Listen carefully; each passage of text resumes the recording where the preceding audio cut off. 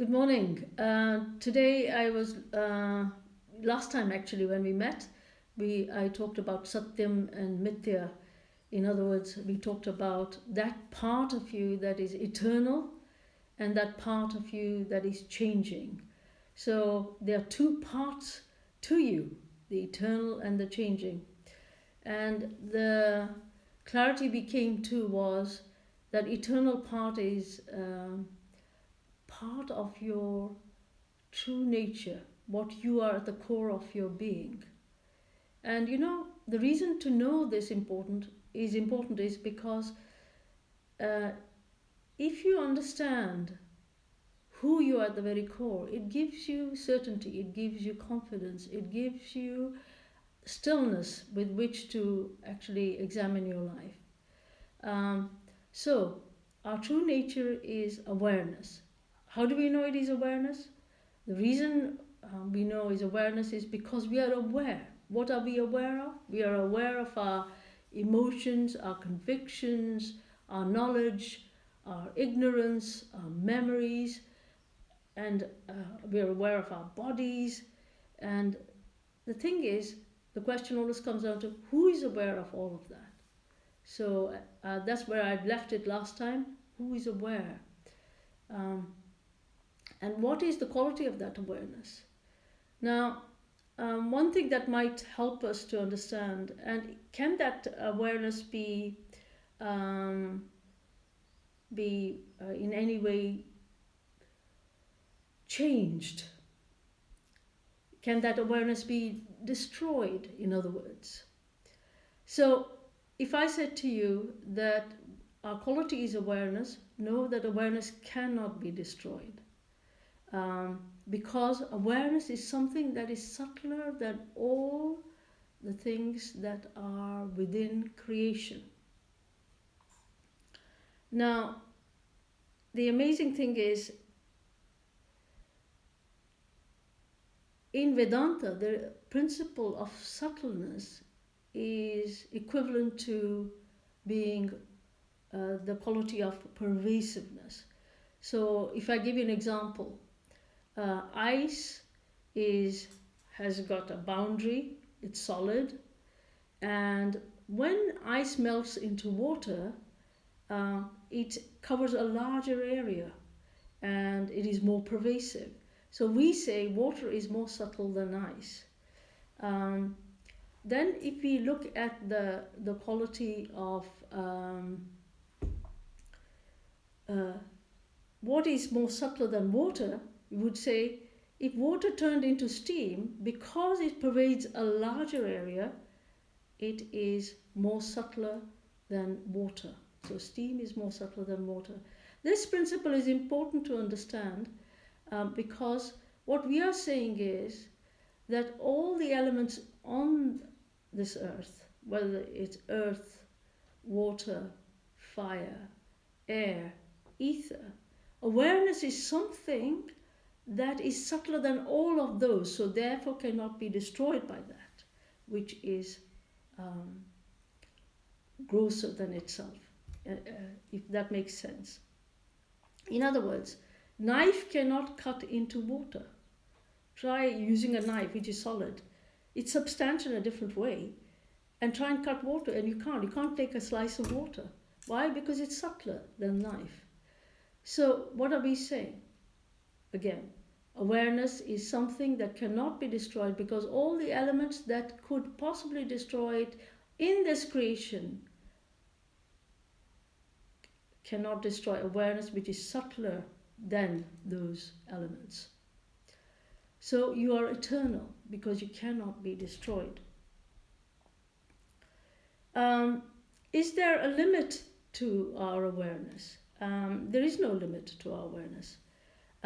What I am, if I say to you, where does my awareness begin and where does it end? You can't say, oh, awareness can be made into an object and therefore it has no boundaries. Therefore, because it doesn't have boundaries, you cannot limit it. So, because of that lack of being able to limit it, it is limitless. It is infinite. it is pervasive. And if you said, what does awareness be likened to? Awareness is likened to space, and um, and you would say, if you liken it to space, within space everything exists. Awareness is that quality of us, that part of us, within which everything exists. And then you would say, okay,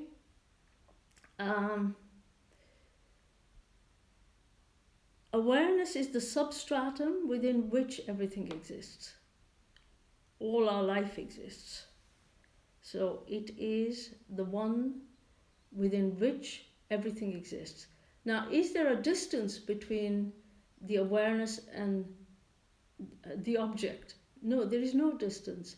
I don't know whether you know that 5,000 years ago in India, they had discovered that there is a particular star, the 15th most brightest star is called Antares. It's actually 40,000 times bigger than the sun. And 5,000 years ago, they knew that information. How did they know?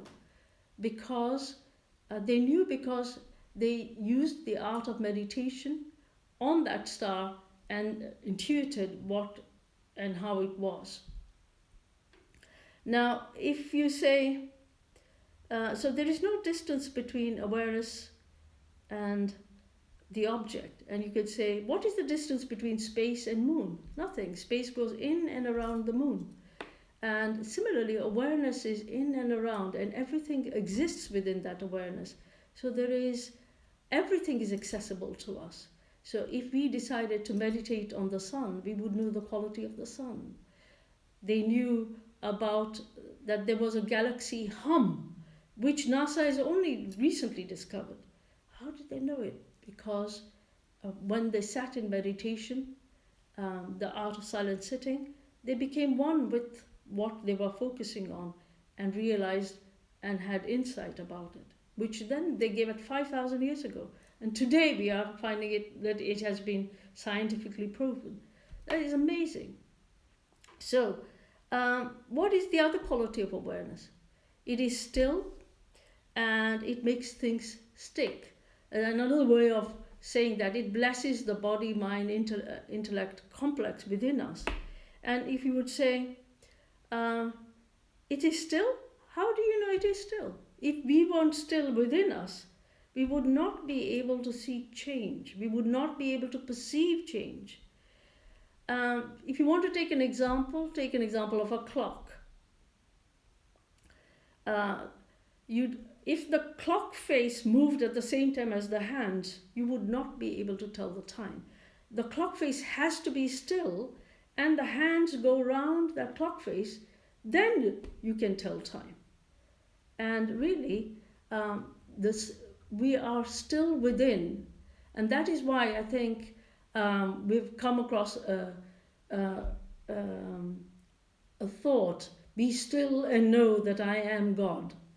And that has come from the fact that you have to stop running around and be still within yourself in order to perceive that stillness that you are.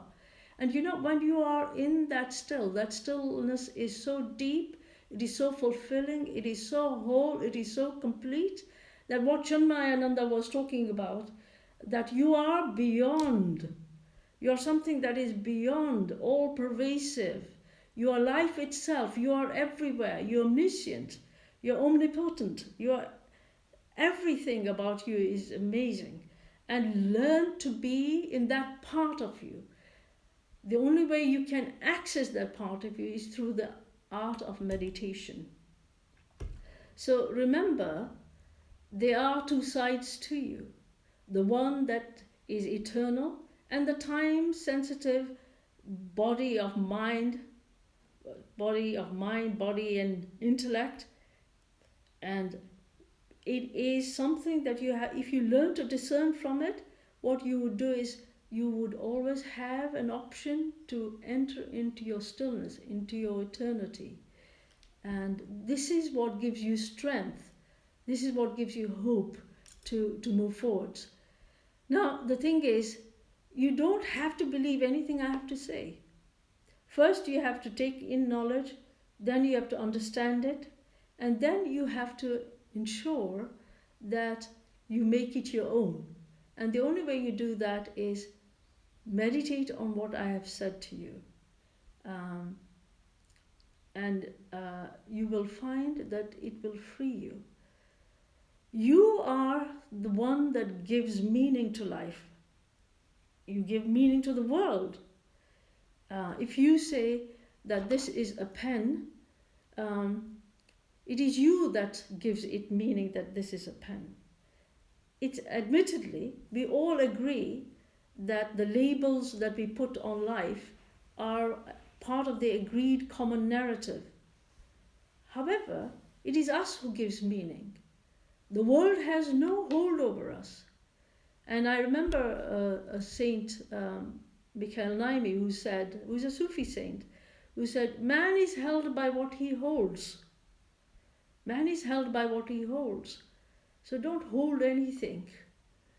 Enjoy, enter into the experience of who you are at the very core of your being.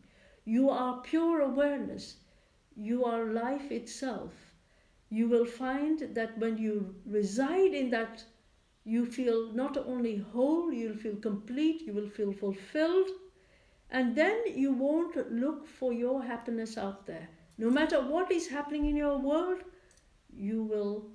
it will not disturb you. And that is why Buddha became who he became, because he found who he was at the very core of his being. So I hope these few thoughts give you a certain amount of clarity about your way forward. Thank you.